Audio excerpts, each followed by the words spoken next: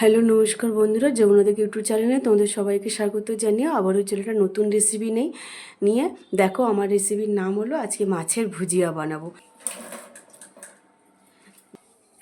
গ্যাসটা ধরিয়ে দিয়ে গ্যাসের মধ্যে একটু জল দিলাম, খুব সামান্য করে জল দিলাম, দিয়ে তার মধ্যে আমি এই 3 পিস মাছ দিয়ে দেব। একটু হালকা করে একটু সিদ্ধ করে নেব। আমি এবার একটু হলুদ দিয়ে দিলাম,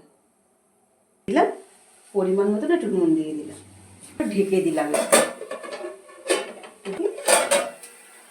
মাছটাকে আমি তুলে নিলাম, পরিষ্কার করে নিলাম। এবার কড়াইতে গরম লঙ্কা তেল দিয়ে দিলাম, শুকনো লঙ্কা আমি ফোড়ন দিলাম, একটা শুকনো লঙ্কা ফোড়ন দিলাম।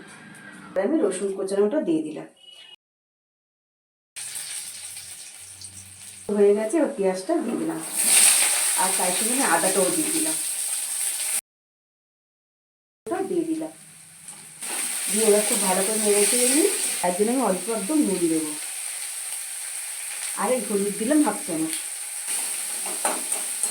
হয়ে গেছে। এবার দেখো মাছ সিদ্ধটা দেখিয়েছি তোমাদেরকে।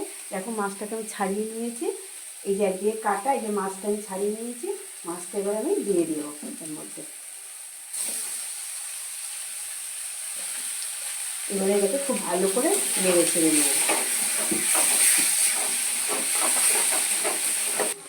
দেখো বন্ধুরা, আমার তো মাছের ভুজিয়াটা হয়ে গেছে।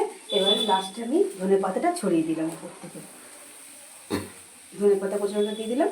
এটা এবার খুব ভালো করে নেড়ে ছেড়ে নেব। আমি এবার একটা পাত্রের মধ্যে ঢেলে নেব। গ্যাসটা বন্ধ করে দিলাম।